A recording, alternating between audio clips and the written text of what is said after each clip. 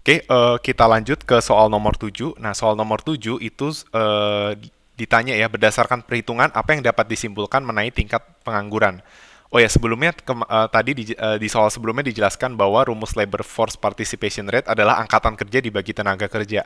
Nah, ini kalau di bahasa Inggrisnya itu adalah labor force dibagi dengan ingat karena tenaga kerja itu adalah usia bekerja, berarti bisa kita sebut working age of population seperti itu ya.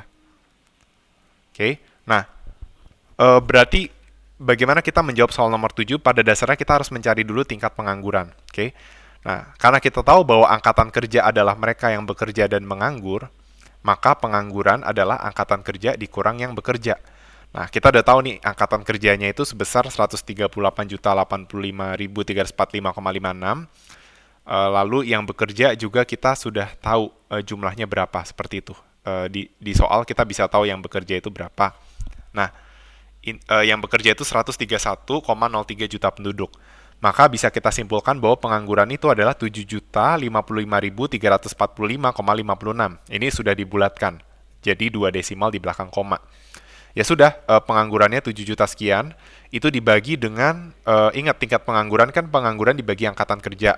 Nah, karena angkatan kerjanya itu 138.085.345,56, maka dibagi dengan ini, lalu dikalikan dengan 100%.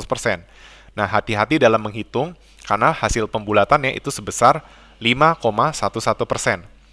Nah, kalau seandainya kita hanya fokus pada opsi B dan opsi C, maka sudah pasti jawabannya adalah salah satunya. Ya, karena 5,11% itu di atas 5%, berarti opsi C yang benar, yaitu tingkat pengangguran di tahun 2020 itu lebih dari 5%. Nah, tetapi ada opsi yang menawarkan bahwa jawaban yang benar itu bukan hanya opsi C.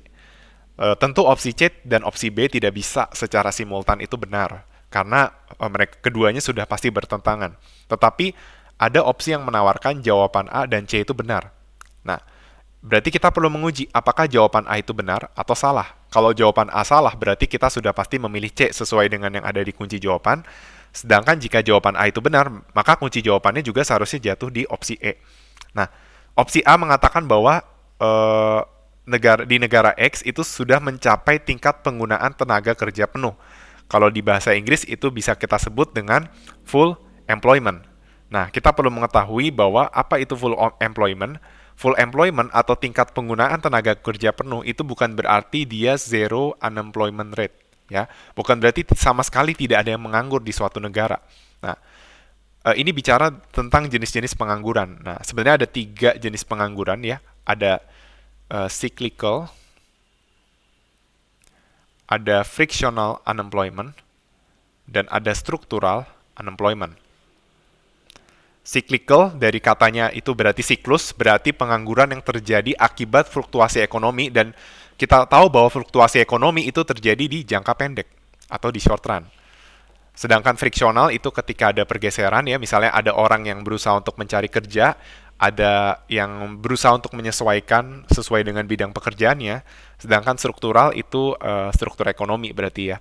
Maka bisa kita bilang bahwa full employment itu adalah unemployment tanpa adanya cyclical unemployment. Mengapa cyclical unemployment-nya itu 0% pada saat full employment atau di jangka panjang? Karena cyclical hanya bisa terjadi di jangka pendek.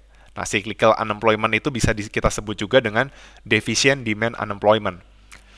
Nah, pada soal ini kita sama sekali tidak menyinggung jenis-jenis pengangguran, sehingga besarnya pengangguran 5,11% itu kita tidak tahu apakah berapa saja unemployment yang disebabkan oleh frictional, struktural, dan cyclical. Dan kita sendiri tidak tahu apakah cyclical unemployment itu terdapat pada 5,11% ini. Maka kita bisa menyimpulkan bahwa opsi A itu tidak benar karena tidak ada informasi yang menyatakan bahwa 5,11% ini tidak termasuk cyclical unemployment, atau berarti cyclical unemployment di negara X itu sebesar 0%. Maka kita bisa menolak opsi A dan kita bisa menjawab opsi C. Seperti itu. Oke, sekian dari penjelasan saya. Terima kasih atas perhatiannya.